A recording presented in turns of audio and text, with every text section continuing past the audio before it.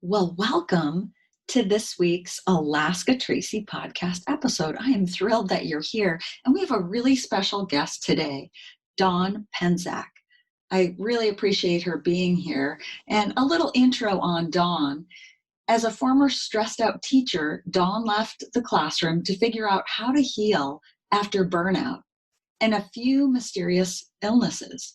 Finding EFT tapping was the catalyst for her healing, and after finding health and peace again, Dawn became trained and certified and is on a mission to bring EFT to as many people as possible. Dawn is passionate about helping people find alternative ways to stay healthier and happier. In her spare time, Dawn loves reading chai lattes and spending time with her family. When it's not muddy or icy, Dawn can be found exploring new trails with her horse, Chinook, or enjoying time outside. I appreciate Dawn saying yes to being on this interview. Let's welcome Dawn. Well, hello there. I'm Tracy Resch-Williams, business coach and consultant for Alaska Tracy. Businesses work with me that are seeking calmness, clarity, and prosperity. Using my vision mapping framework, I guide them on their journey to success. On this podcast, you can enjoy hearing inspirational stories of success, as well as business tips and tools that you can actually use. So thanks for joining in. And please remember, click the subscribe button, invite your friends, and leave a comment. Thank you. Hello, Dawn, and welcome to the show today. Hi, thanks so much for having me on the show. I'm really excited to be here. Oh, thank you so much for being here. Dawn is a fellow tribe member. I'm always giving Tribe a plug. We took this course called Tribe together and have grown membership sites through there. I've seen yours and it's really growing. What is the name of your membership site, by the way? So I actually have two right now. One is for EFT practitioners, and then the other one is the Holistic Sisterhood Community. So Nice. That's kind of a newer one. Yeah. Oh, good. And for all of you listening to this episode on the podcast, I will place all of Dawn's information and all of the ways that you can connect with her on her groups and her website in the show notes. So tell the listeners, Dawn, a little bit about your backstory and how you got into being an EFT practitioner. Okay. Yeah. So I went to college and I actually graduated with a finance degree, knowing in the first year that I was never going to work a corporate job. I just knew, but it was like the track I was on. And at that time I couldn't really get off the track onto another track. So when I finished my bachelor's in finance, I went to Penn State. I joined the New York City Teaching Fellows program. So basically the deal was if I worked in one of the hardest schools in New York City as a teacher, they would subsidize my master's to the point where, I paid just a teeny tiny bit of my master's degree. So I was like, okay, sure, why not? Wow. I actually ended up loving that job. It was one of my favorite jobs in the entire world. It was super hard, but I was so young and I thought I was going to change the world. And I loved it. I absolutely loved it. So then, where was the school at? It was at 103rd Street in Manhattan. So like the Upper West Side. It was kind of like halfway between like the 1 and the BC train, whatever that was. And the school was in a really nice area. I could walk there from my apartment. It was easy for me to hop on the subway and go to classes at night. So it was a really great location, but really the staff was amazing. I've never worked somewhere where there was such cohesion and collective resilience between the principal and the teachers, which was really, really amazing. Why was it the hardest school? There were a lot of challenges with our student population. So there was a lot of homelessness, teen pregnancy with like sixth graders, really young children. There was a lot of like a couple of our students one year were actually in like the national newspaper with just really, really like horrific stuff that a lot of our students were going through, behavior problems. We had more suspensions and expulsions in a year than we had students. So it was only like 250 students, but the violence was really bad, drugs, fights. We actually had to train our classes what to do if there was a fight. So everybody would, stand on the outsides. We'd clear the desk. We'd make sure nobody could get hurt. Who was it? It was really scary. And also the lack of resources within the classroom, lack of textbooks, lack of paper, pencils, the really, really basic stuff. We didn't have the luxury of having a lot of even what we needed to teach. However, there was a tremendous amount of opportunity teaching there with outside people from the community who would come in and share with our students, like, how do you write a check?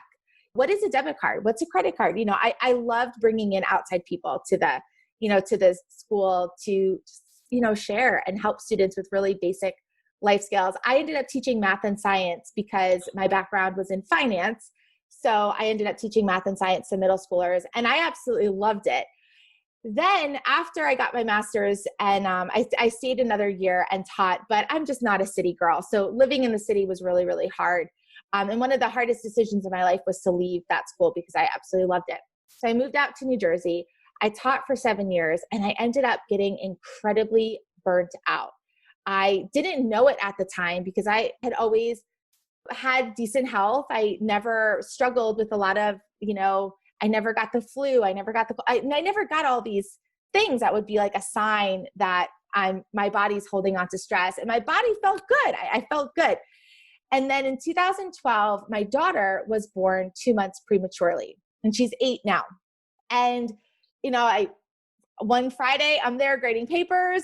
Monday morning, she's, we're in the hospital and she's coming, she's here. So that was a really hard year. And when I ended up going back to school in the fall, I was just incredibly sick. I had all of these crazy symptoms. I had all of these weird physical things nobody could figure out. So I ended up leaving teaching, not because I wanted to, but because I had to. Like, I had to figure out how to heal myself. I had been to tons of doctors and I had done everything I was supposed to in terms of the testing and the medicines and, all of these things. And nothing was working at all. So I just self-diagnosed, okay, I'm basically like burning out.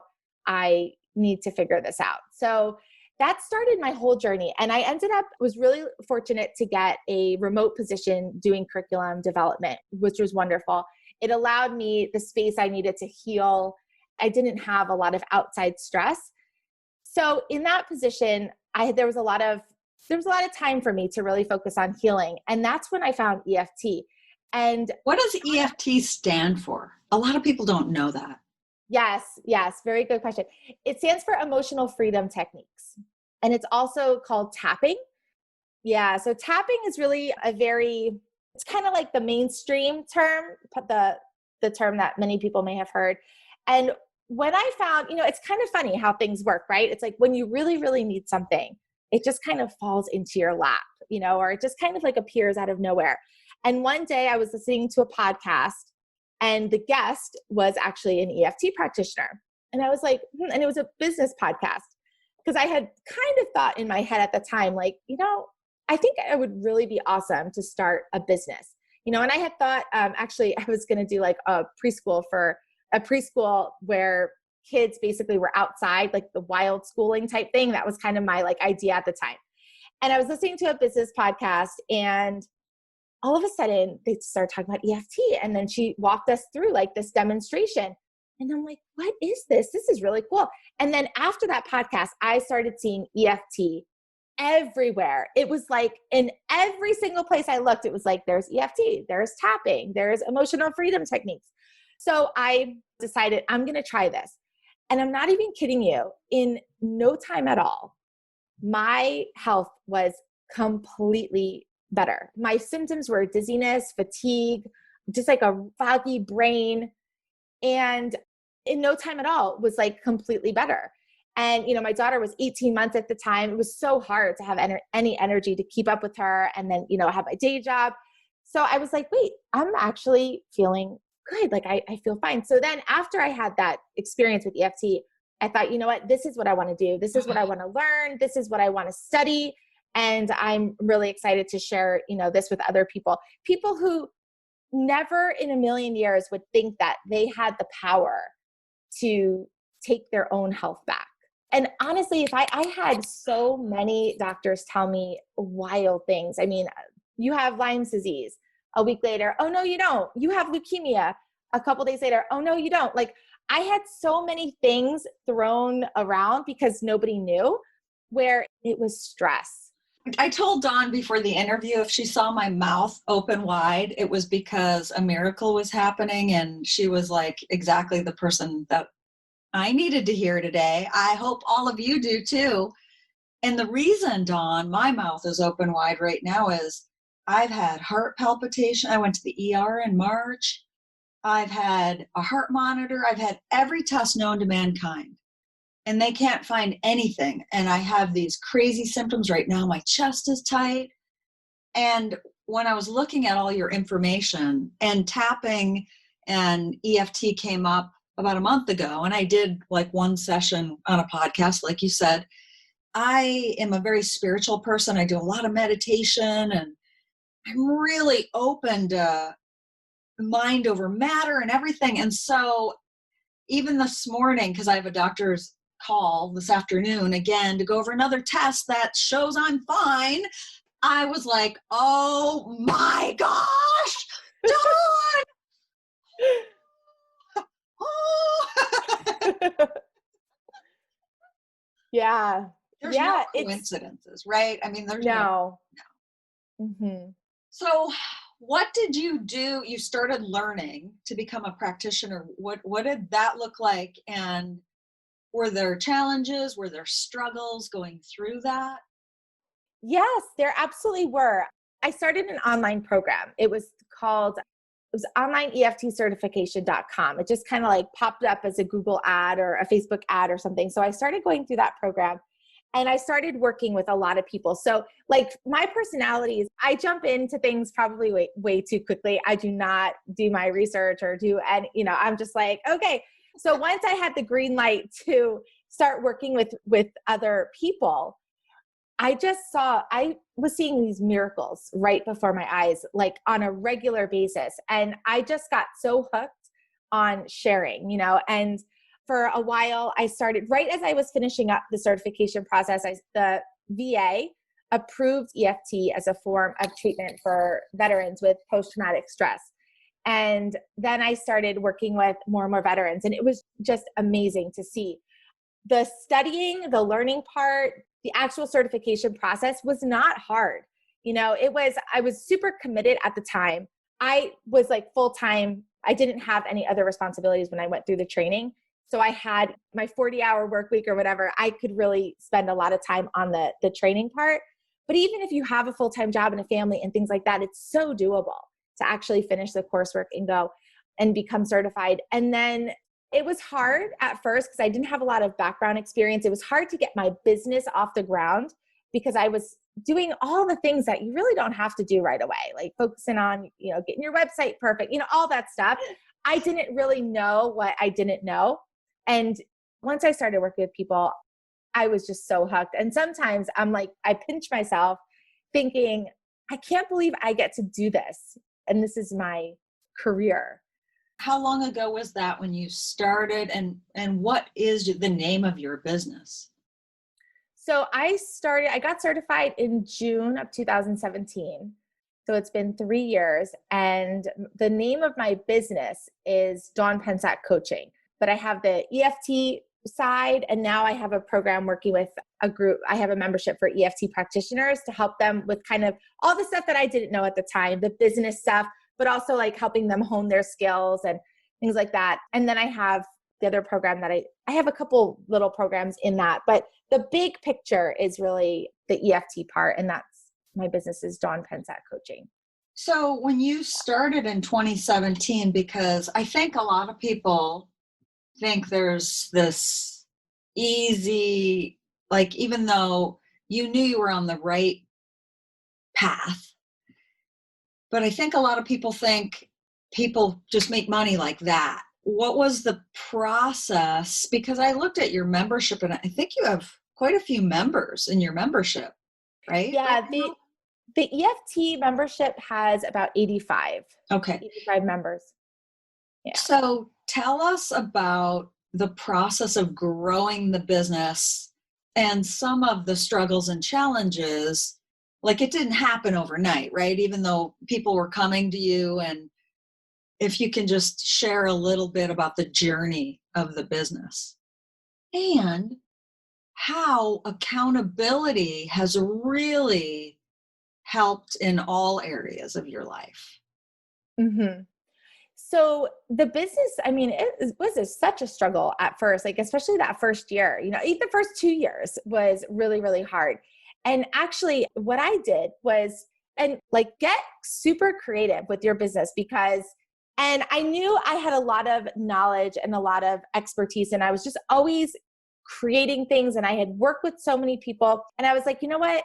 I don't have an audience. Like when I decided I wanted to really scale my time and be able to help more and more people, I didn't have an audience, and I didn't have an audience of other EFT practitioners. You know what I mean? Like I knew from being in the community of other EFT practitioners that so many kind of get certified and then they're stuck because they don't know the business side, that they just move on to other careers. They don't put their certification to good use. And I was like, that's horrible. That's so horrible. And it's so sad, So I actually connected with my EFT trainer, and I was like, listen, these are the skills that I have. These are the ideas that I have. Can we collaborate and build a membership like to serve your people? And she was like, yes. She's like, Oh my absolutely. gosh. And So with your finance background, so that's what we did. We ended up collaborating. We built the membership over a period of maybe like four months or so. And then we launched it to her audience, and it was really, really awesome. If you're a business owner and you have all these awesome skills and ideas, you don't have to wait and wait and wait. You can connect with others and you can get your ideas out there, and you can really make a huge difference with where you are and what you have, today. So that's what I did with that membership. And then, so when I joined Tribe in 2019 and really started, like our membership was already going at that time. We had about 50 members, but I thought, I didn't know what I didn't know, right? Because we just like put this thing together. So when I joined Tribe and I saw all these ways that we could really make this membership better and really focus on helping the members get results, I started working with quite a few different accountability groups. So it took a while for me to figure out, like it took a while to find that really awesome accountability group where we really, really get results. And I can talk about a little bit more about how we structure it in a minute, but it took a little while for me to find that accountability group. And I love working on teams. Like I've always loved working with other people. And one of the hard parts about entrepreneurship for me was it got really lonely really fast. I am kind of the visionary type. I love the ideas and I love, but for me I get so lost in the details that when I don't have the step 1, step 2, step 3, when I'm ready for that, I just get really overwhelmed really fast. So once we found the accountability group, and like I said, it definitely took time, we kind of all fell into certain roles. I think there's seven of us in there. We all kind of fell into certain roles, and we talked about the importance of having like the cheerleaders, where sometimes some of us need that, yay, but other times we need to be coached and we need to be open and we need to be coachable. Sometimes not everyone is coachable. And then it's like, you see that they're stuck. They're not moving forward for so long, but it's so frustrating. So we really make sure that like, we're always coming from a place of like, we want you to move forward. So coaching is not like, then there's nothing personal. There's nothing personal. So we have the coaching component, the mentorship, component. We have the accountability component where we do keep each other accountable. So we don't have like a checklist for the week where, we said we're going to post on Facebook 4 times. And do we do that? We don't have that. But what we do have is like we have a weekly meeting. So every Friday we meet for about 2 hours as a group, but every day we are back and forth in Voxer with the little stuff. We're back and forth all day with, hey, what do you think guys think about this? What do you think about this? I had this idea. Should I wait? Should I do it? When like some of us were launching around the time COVID-19 happened.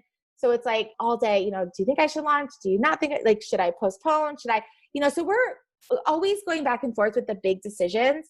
But our Friday 2-hour coaching call is really like, what is the thing that you're working on? And then we're really pretty hard on each other in making sure that we're all moving forward all the time. And again, like nothing personal. I think that I've been in some accountability groups where people were too scared to be vulnerable. They weren't open. They weren't really honest, or they were like withholding a lot of information so that they looked like if somebody's reputation was really high, and then they're in a group with people at different stages and there's not really that trust there, so it's like we all agreed at first, we can't hold back with each other. Like we need to be open. We need to be willing to get coached by each other, even if it's not comfortable.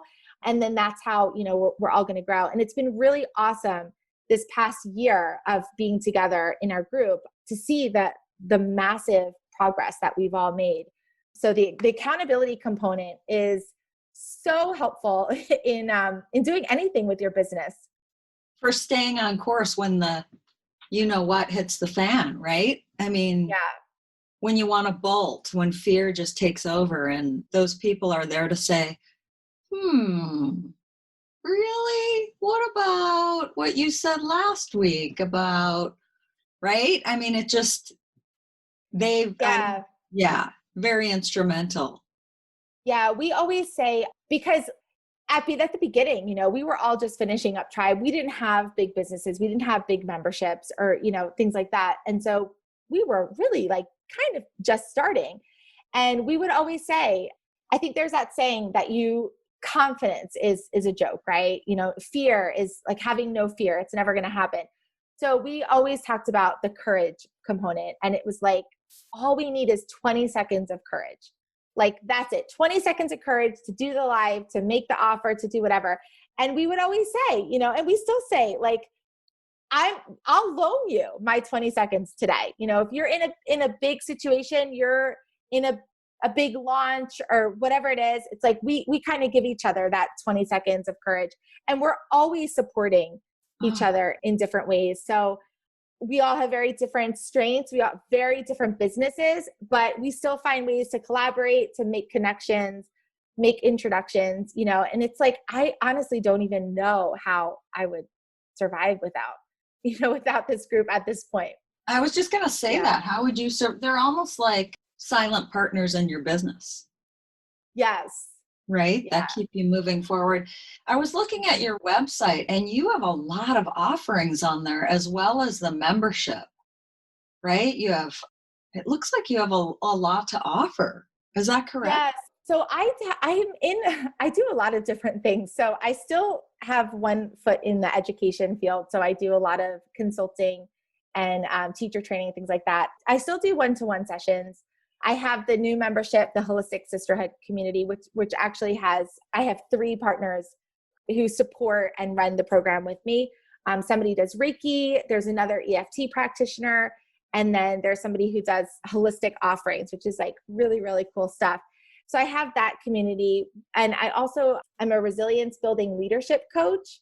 So I do that. I'm working on a couple different programs like with that jobs. There's just so much, but I love it. I thrive in that chaos and that I love starting things. I love building the foundation for things and really like putting things into place for them to grow. So yeah, there's a lot in there it's a lot, and I'll put Dawn's information in the show notes so you can get a hold of her. The problem with me doing these interviews is I want to join everyone that I interview. I'm like, I want to join. I want to work with you. It's funny. So how would you describe success in your life?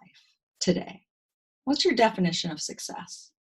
So I've been really, really thinking a lot about this, especially since the quarantine happened and being home with two young kids and still trying to work. And I think for me, success is really being in alignment as much as possible. So like tapping into how I feel and maintaining that happiness, no matter what the situation is, just being really present with where my life is right now. And also freedom. It's so important for me to have that aspect of my life where I can spend the day swimming with my kids or hanging out with my kids or taking care of, my horse is coming off of an injury this week. So like, I don't have to drop everything and reschedule my life or take a personal day. It's really important for me to have that freedom to be able to do what I love and helping people with emotional wellness and stress management, but also living a life that's true to who I am. And at this point in my life, my biggest love is being with my kids and seeing them grow up and spending time as a family. Oh, that's wonderful. Not one person I've interviewed has said money in there when I've asked that question about success. Not one person. It's so much richer than that, if you will. Yes. Yeah. And, the money part is, money is just a tool, it's a tool for living a life being able to live the life that you want to live. And I'm just so grateful, and that's another, I try to spend as much time in my life in that gratitude and that appreciation, because it's amazing, especially with the membership, the amount of people we're able to help but we're not trading our time for money. Right. We're really able to make that impact in such a different way, which has been really awesome. Right. Oh, it's been so wonderful to talk to you and to hear your growth and your success. And I just thank you for joining me and the community today. Thank you so much, Tracy. It's been a pleasure chatting. Thank you. And thank you everyone for listening in to this episode today. And again, you can catch the show notes on where you can connect with Dawn. So thank you and have a wonderful day. And remember, hit the subscribe button and share with your friends. Thank you.